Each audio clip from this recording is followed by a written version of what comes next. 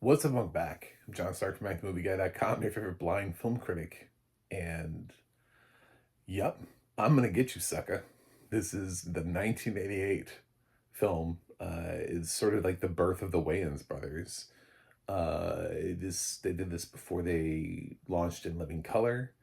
It had mixed reception back in the day, but if you want to see like early Wayans and like their influences and stuff, their brand of humor, man, this has not like uh I don't think this has missed a step in terms of sometimes like comedy feels like aged, like it was funny at the time, but now it's not because it's a parody of black exploitation cinema, which is like a permanent fixture of film and is always going to be. And you can make a black exploitation spoof today, and it would still, like, if you're fully entrenched in that, you would still make the same sort of references and jokes. Keenen Ivory Wayans, making his directorial debut here, uh, really strives to say something about a period that wasn't that long before, much like the Wayans brothers will do with Scary Movie, where they're making commentary on like 90s teen slasher movies, the revival of those movies. Um, he's doing black exploitation, which was 70s, and he's doing this in 1988. So it's not that far removed from the culture itself. And he's got a couple of black exploitation icons here, like Jim Brown, to help anchor the project, and of course Isaac Hayes, yes, chef, is here, who, both a singer and an actor during the time period. And the Wayanses, of course, are here. Keenan and Damon. Um, some other familiar faces. Chris Rock pops up in here, and Chris Rock is popping up before he joins Saturday Night Live. So this is an early Chris Rock performance, and he joined Saturday Night Live early too. So I don't know how old he is here, but if he was under 18, I would not be surprised. Because he was one of the younger cast additions when he joined Saturday Night Live. Um, and just a whole bunch of familiar faces like popping in and out of this. It's a blast. So the plot of the film follows. It's so absurd. I love this movie. It's absurd. It's it follows Junebug, who at the top of the film dies. Like that's the catalyst for the film. It's not a spoiler. And oh, this film has audio description. Forgot to say that on Amazon because it's an MGM movie. So this benefited from Amazon going, we own these movies, we should put audio description on them. So I noticed while looking through my Prime Video, I'm gonna get you, sucker, had audio description. I think it's human. It's in that questionable midpoint where I'm like, I think it's human, but I'm not like 100% sure. It is Amazon MGM, so they tend to use their text to speech on things they don't own. And because they own this, they might have used a human on it, but it is a catalog title. So I'm questioning it. It sounded good, whatever it was. Like it wasn't there wasn't this constant um uh shift in audio quality, or the voice wasn't like, "Meh," like, I am here to deliver audio description, like those terrible like early text to speech robotic voices. So I thought it was fine. I hate to say that. I hope it's not AI text to speech, but I mean the actual like written script. I have like a sneaking suspicion that maybe it is, but at the same time, I'm hoping it's not. So, um, Junebug dies at the beginning, not from gang violence or anything like that, but because he's wearing too many gold chains. And that immediately sets the tone for the movie when you're like, okay, so Keenan obviously has something to say here. He has he has thoughts, and he has something to offer. And I guess, sometimes from what I've read about like the sort of like reflection on I'm gonna get you sucker is that sometimes it leans too much into stereotypes. I think that's hard. First of all, I shouldn't be the one commenting on that as a white film critic, but B, it's hard to come at it late stage.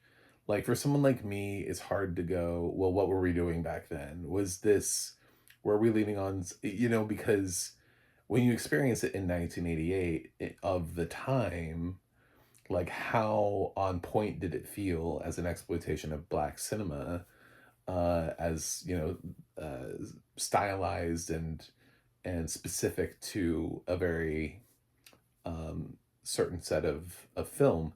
Like how did that mirror at the time? Because now you can look back on it with nearly 40 years of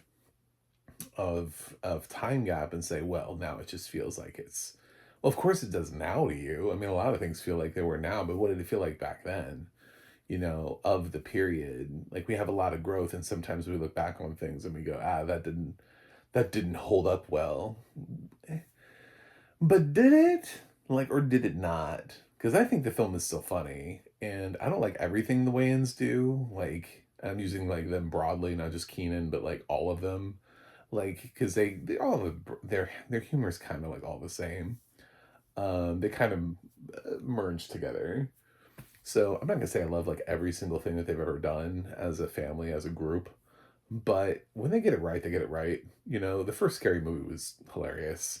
Like they understood what the assignment was and they went for it. And I think arguably Keenan knows what the assignment here is too, and he has something to say. And he has the right to say it. I mean, he's a black director, and he has something he obviously wants to say about black exploitation, black people, whatever. Like that's his thing, and he has enough comedy here that isn't like mean spirited.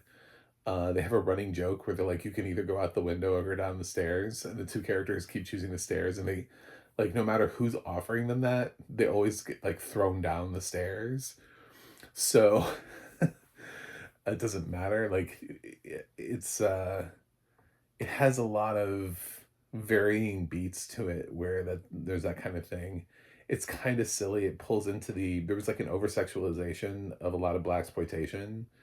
Um, and part of that is realized through the fact that when Junebug died, he owed money, and they go in the house and they're joking about how there's like nothing there of any value, and then they see like Junebug's widow, who's like young and attractive, and they're like, well, she could be worth the money if we kidnap her and take her. So again, that's part of the over sexualization of it, and sometimes how black exploitation cinema treated women. I did have to study it a little bit in film school. It wasn't like a huge thing. I remember watching one film, but I could not tell you what it was. Um, it wasn't any of the big ones, which was kind of sad. I would have much rather somebody been like, by the way, we found a copy of Foxy Brown. I'd be like, what? Yes, please. Um, so I use that as my example into a genre I don't know much about except through films like this and Jackie Brown and stuff that are paying homage to it. But and what I had to learn in textbooks and stuff about a genre. Again, this is not my thing. I should not be speaking upon it, but it does have audio description, and that's kind of the thing I wanted to draw people's attention to, is that this film is A, funny, B, audio described. So there's two winning points right there. And see, it has a great cast. Um, a whole bunch of different people. Tommy Davison's in here. Um, just a lot of I know I'm forgetting people, but it's one of those ensembles where you just run through it and you're like, everybody's here. Cool. Um, yeah, it's funny because like at the same time, this was around the same time that Spike Lee was also making his debut with his sort of set of films, and how his view of culture was at the time, and moving that forward. and having sort of a different kind of conversation. Here comes Keenan and Ivory Wayans with like, so it does feel, it feels very like I wish I could have experienced this in 1988, except I was 5. So it wasn't really it wasn't really an experience I would have understood and or been able to appreciate. So it's a time capsule to be able to look back on. And if you enjoy the Wayans brothers style of comedy, this could be something that you would enjoy. It's not something that has like an overwhelming critic support from it, but I support it. I think it's funny. I laughed. Some people are like, well, it's not consistently funny. It's like movies like this are rarely ever consistently funny. Movies like this almost always are like throwing darts at a wall. Comedy, spoof comedy especially, it's almost always throwing a dart at a wall. And a lot of the darts miss. Even in great comedies, even in your favorite spoof comedies, it's really hard to say every single joke landed, because every once in a while there's gonna be a joke where you go, I see your point there, but I don't know, you know. So for me, I thought the film was really pretty funny. It's, I don't know if it's my favorite Wayans brother movie, but it's certainly up there. So I'm gonna get you Sucka. I'm gonna give it a 7.8 out of 10. I liked it.